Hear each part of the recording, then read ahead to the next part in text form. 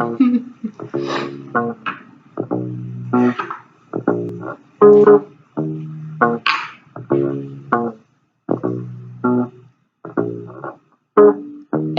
come from somewhere, or maybe nowhere. The place you wake from, the place we ain't from that makes us scared. The projects, the overseas, the trailer parks, the poverty line. Place we ain't no art on the walls, just pictures of Jesus and civil rights leaders or Confederate flags and Elvis observed from the plastic cover seat and their struggling mothers. Young brothers turn into fathers and troublesome cousins. Yeah, so that was beautiful music by Magna Carta.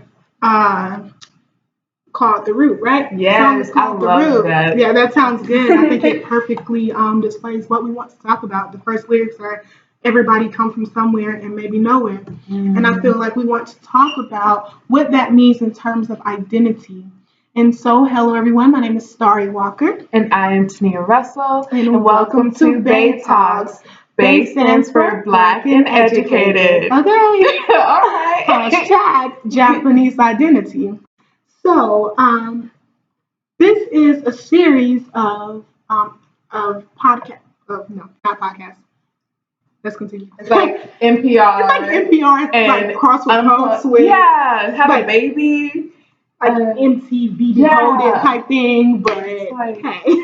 So, yeah, it's a hybrid of things. Mm-hmm. And so, because we are talking about Japanese identity through the lens of theory and academic research that we've completed over the semester.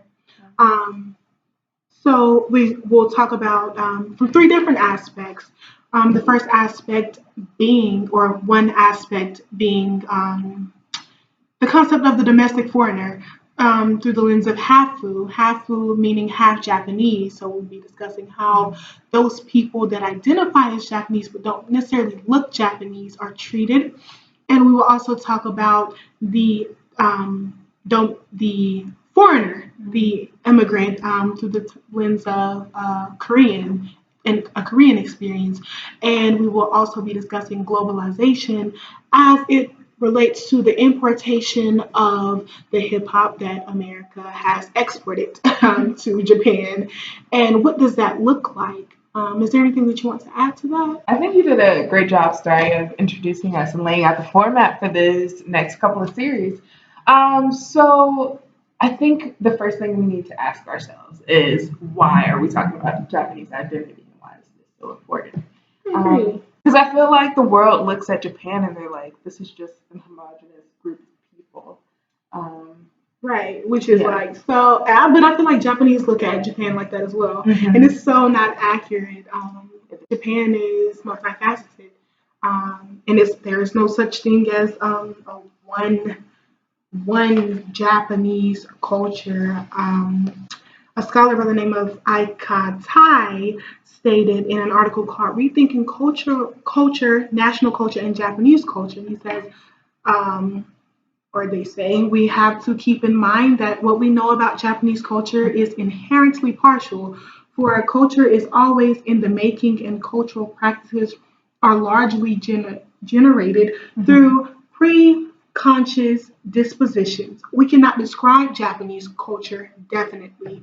And I feel like that kind of sums up the tone that we want to set for this, because we're not trying to experts. Yeah, we're not experts. We're not trying to pretend to be experts about Japanese culture. But I feel like that you ask why would we look at this? Yeah. Because we want to be global citizens. We want to be productive global citizens. So it's important that we learn beyond our own experiences. And agents of social change as well, and how do we keep other global citizens accountable? Because at the end of the day, we're all interdependent species, even though we might not share the same continent. So like, this is very intriguing, right? Going back to like people viewing Japan as this homogeneous place where like everyone is just completely Japan, which we're going to get into. It's not quite true. And I think that starts in 1868 with the Meiji Reconstruction. And so basically this era is about how Japan at one point in time was completely kind of insulated.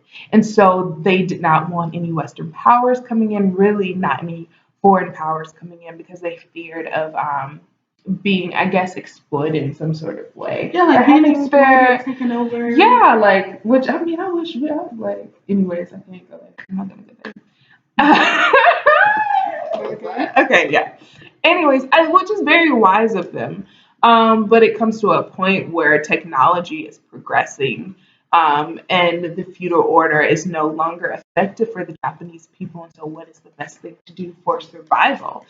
Western powers love to divide and conquer. And so, what the Japanese decided to do was really promote unity throughout Japan. And so, different things came about with this. But one of the things I want to hit on is like their military became large, and that's how they, I guess, found the courage as a nation and the strength as a nation to really progress into what people might say and look at as Western, which is this idea of like modernity and modernization and like always improving in technology, because they had that strength of, they had the unity aspect to where they didn't feel like a Western power could just bulldoze over them. Yeah, so speaking of like the collectivism that you're hinting at, during that time that you're speaking about this, so Nihonjin means Japanese. And so during that time, what it meant to be Japanese is being reconstructed.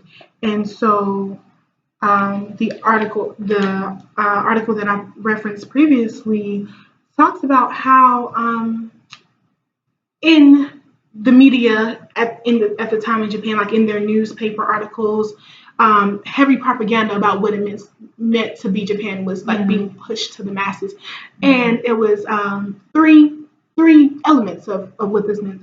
So cleanliness, your dedication to your superiors, as in like the government, the powers that be, and your work ethic. So all those things defined what it meant to be Nihonjin. And I feel like that's important to understand, that they actually set the standards that they were aspiring to. It wasn't about what was. Like when I think about culture, I think about the products that the people have produced already, like what their lived experience are in the current moment. But in that period, it was more like, what do you aspire to be? So we're done with the old. Where's the new? And you can't bring the old back. Like the cultural imprint that has been made across the globe cannot be erased. And I don't think people are pushing for that. So moving on to, what does this mean for Japan, a place that really held on to that unity and that sameness to really hold them together when other powers seem to be growing stronger. So, like, as we will get into, the population is looking different. 3% of Japanese population is Hafu, but that's not reported in the census. Only 98.5% of Japan, like, not only, but like 98.5% of the Japanese population is Japanese. So where are these outliers, or these people who we can't quite place, or distinctly say they're Japanese? Does that make sense? Yeah, it does. It makes sense to me. Awesome. Do you have anything to add? Do I have anything to add? Let me see. I think it's important to understand that culture is not stagnant. Like it's not. It's dynamic. It's fluid. Things are always changing. This is true for any culture. Like there's no possible way to stay the same forever. Like there's no way, because we're human beings, and it's the human nature to evolve. Even for survival. Like you were talking about the technology, it's kind of like some things you have to adapt to. No matter how much you want to stay closed off from the rest of the world, you're going to have to adapt. And I feel like that's important to understand when we're speaking about someone's culture. But I want to just kind of go into how like I relate to that from my perspective of being African American and being criticized for basically not knowing African ways. And like an African person will say to me, "Oh, you're not African because you don't do this and that." And I'll ask them, "So do you think that your ancestors would recognize you the way that you are today?" And they look at me like they're crazy. And I feel like that point that I'm trying to make with that is that we all change, we all evolve. None of us will stay the same. With the next generation, thought processing is different, your technology is different, the way that you do things is just different because you want to survive and thrive. Just because, like, there's a quote from Black Panther that the sister makes. She says, like, forever. Right. She says, just because Nakia makes, no, not Nakia, Shuri. She says, just because something works does not mean that there's not room for improvement. I feel like that's the same thing with culture. It's like there's always room to grow and change and evolve. That's we're not just meant to stay. That's boring. It's boring if you just stay the same. Yeah. But yeah, so. But we also want to be, again, as we're growing, we want to make sure we're growing in the right direction. Like growth can occur in all sorts of ways. Yeah. And so we want to look at Japan as being a part of a country that we can look at as they process things and process difference. And while we're trying to process our own differences and like being in a Western country and how we deal with ideals of surrounding identity. So it's this idea that we're trying to just learn beyond our own experiences. Yeah, and how do we become these agents of social change? Yeah, and so that kind of brings me to the Helms theory, and that's one of the main theories that we're going to be looking at throughout this podcast vlogger mashup. So let's start with the first thing. Yeah. I like that. So contact is going to be the first step in the Helms theory. And so this is basically you're in your own little bubble. The world is Japan, everything. Like, what is a brown or white person? Like, who are they? And in this insulated area, it is easy to believe that like you're not impacted by foreigners. And your life just goes on. And then the second phase of Helms theory is disintegration. And this is basically the dissonance. Like, I believe that I am not a prejudiced person, or I believe that I am not a racist person, but I don't really want foreign people to come into my country. What does that mean? And that pulls us into reintegration, which some people see as kind of like a regressive phase in the Helms theory. And it's just because with this dissonance of I think I'm this, but I'm doing something completely opposite, most people tend to resolve it by saying, oh, it is not my fault as a Native person or a majority person. It is the other person's fault for being foreign or a minority.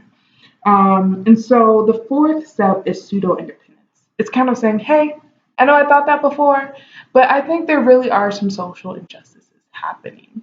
And this is really you trying to open yourself to interacting with other people. And then the fifth phase is immersion. Immersion is this question that we're really asking is, what does it mean to be me? What does it mean to be Japanese?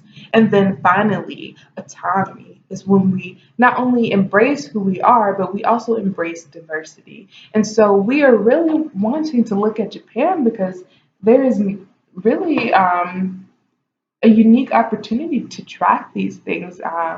Whereas in America, everything is so like multiracial, even though the stereotypical American is the blonde hair, blue eyes. If you come to this country, you'll see everyone. But in Japan, I don't know if those differences are quite so clear. And so we really have a unique opportunity to learn about ourselves through them and their journey. And learn new things on the way. Okay. So stay tuned for the next 3 installments of our BAEtalks, Black and Educated Talk. That we hang out with that sinks us further, cause trouble's in numbers. But we can't help it, that's where we from. And we ain't got good educational systems to teach us. Instead, we see who we are not and think they all beneath us. Cause he carrying heater, she got her college degree, cause the sweetest love and actual